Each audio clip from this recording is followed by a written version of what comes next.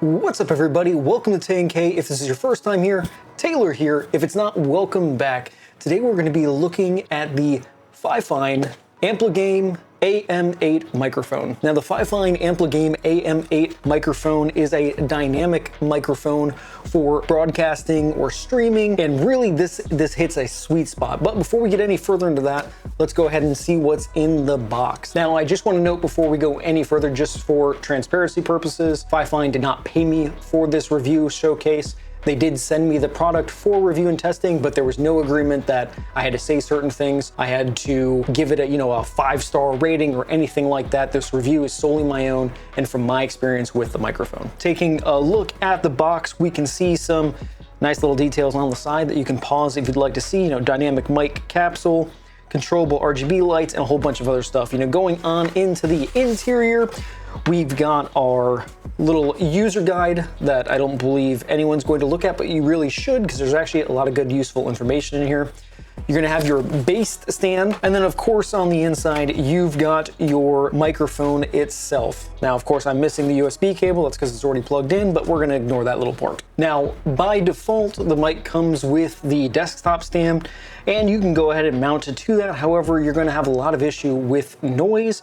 But before I hop on over to my desktop mic stand, let's take a little bit closer look here. Now, moving on to the design and build quality, the AM8, honestly, a lot of people were judging the rectangle size of it, or shape, I should say, but honestly, I actually dig it. I really don't mind it a whole lot. There's some things that I wish they could change in future iterations, but just looking at it itself, I actually really like it. The top, you have your windscreen, pop filter, whatever you want to refer to it as. Mainly just a windscreen. It's going to prevent a lot of noise and hopefully prevent some of your pulsives. It's really got a nice little velvety sheen to it, and it actually feels pretty good. And then of course we've got the microphone itself, and you can see the capsule up front. And just so you know, it is a forward-facing capsule, meaning that you have to aim it directly at your mouth. One side where you have your gain control for the microphone, and right below that you have your mic monitoring.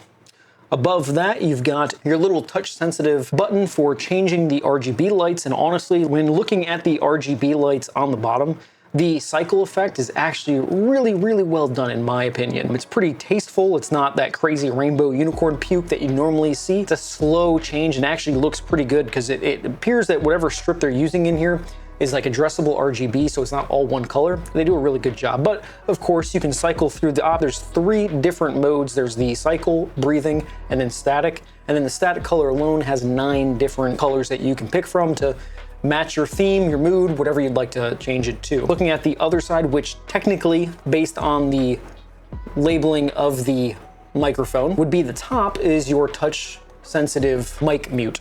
Now, I want to note that this thing is extremely touch sensitive. Even just testing this thing out and putting this mic through the paces, I accidentally hit this thing so many freaking times, as well as the RGB button. They are super sensitive, so just be mindful of that. Pretty cool feature, honestly. Then looking at the bottom of the microphone, we have our XLR input, our USB-C input, and a 3.5mm jack for not only mic monitoring, but a lot of other people also fail to inform the audience of this part, is that the 3.5, when plugged into your computer, also acts as a output for your computer, meaning instead of using your line out on your desktop, you can actually just go ahead and use this 3.5mm jack with a pair of headphones, obviously wired headphones, and you can actually play all of your audio from your computer through this. So say you're using Discord, you can run your audio output for it. So your chat out, you're listening to your friends through this, and you can listen to it right in your ears. A notable streamer / YouTuber that does this is Moist Critical. Now, of course, talking about the features, this is both a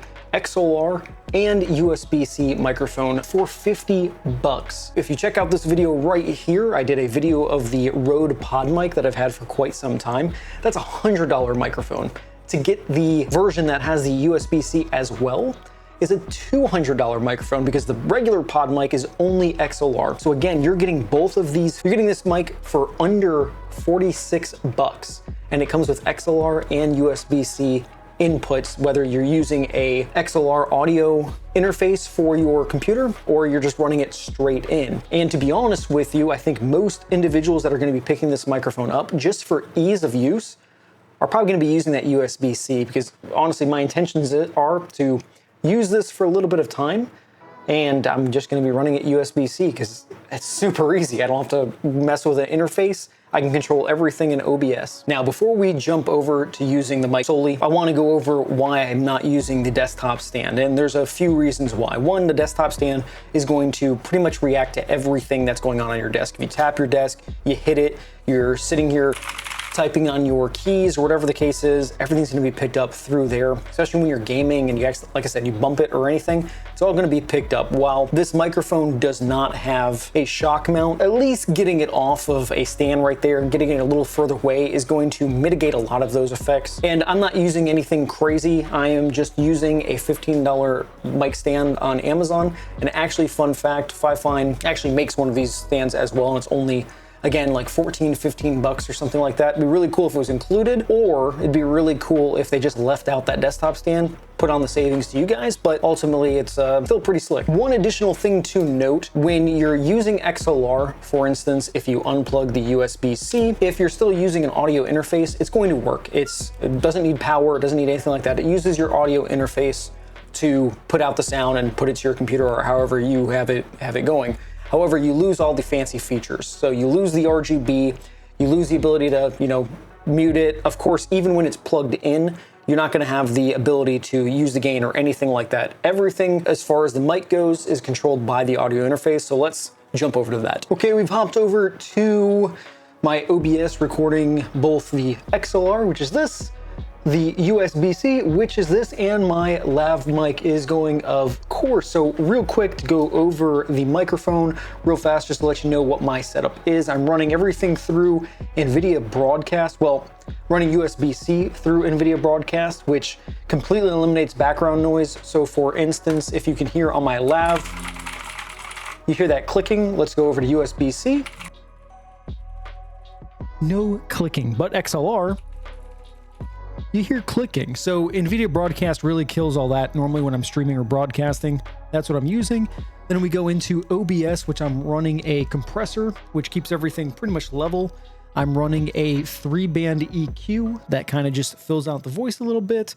Then I'm running a expander, which I honestly don't know what it does. I've just seen a couple people say it works pretty well, so that's what I'm using. Obviously, looking at the mic itself, as I touched on before, the exterior is plastic. It's not metal, so you are going to get some noise, and that's picking up from the XLR. But using NVIDIA's Broadcast, you're not going to really hear that if that's applicable to you, meaning you have a NVIDIA RTX, I think the 2000 series or newer uses that. But regardless, this is the sound quality of the microphone. What do you guys think?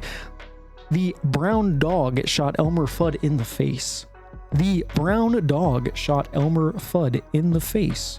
What do you guys think? I think it actually sounds pretty good. While I can't hear it at the time, I have been using this mic for a little bit, and I think it sounds pretty damn good. Now, to go over the audio pickup, you really have to talk right in front of it. So 2 to 6, 2 to 7 inches is optimal from the front of the capsule. So if I start talking like this, you're really not going to hear a whole lot. And as I come back around and I'm talking like this, you're really not picking up anything from the sides. And it does a fairly good job of that. Now, talking about P's and pulsives and all of that, I also think it does a pretty good job. Remember, guys, this is a $50 microphone, and it is killer. So, of course, this whole time I've been kind of jumping back and forth between XLR and USB-C. But to be honest, I don't know. Personally, I'm probably just going to use it USB-C. It's just so convenient and easy. I don't have to turn on my interface, which I use an Alias multi-mix separate mixer. So that puts a whole different game of EQ and routing stuff. So honestly, just using USB-C where I just plug in a microphone and I'm good to go. There's really no beating that at all, especially a microphone that sounds this good. Because jumping over to lav mic, you can clearly hear the dynamic microphone has a bit more bass, a bit more fullness. That's really not the intention of the lav mic. Plus, you can just tell the obvious size difference. But honestly, it sounds pretty damn good. So everybody, that's been a quick overview of the Fifine AmpliGame AM8 dynamic microphone, and to be honest with you, for under 50 bucks, it's killer. Now I'm gonna leave some links in the description below. I'm gonna leave an Amazon link, as well as a link directly to their website. I'm gonna leave a promo code down there as well that gives you some percentage off if you use it on Amazon. Again, remember, I didn't pay for this product.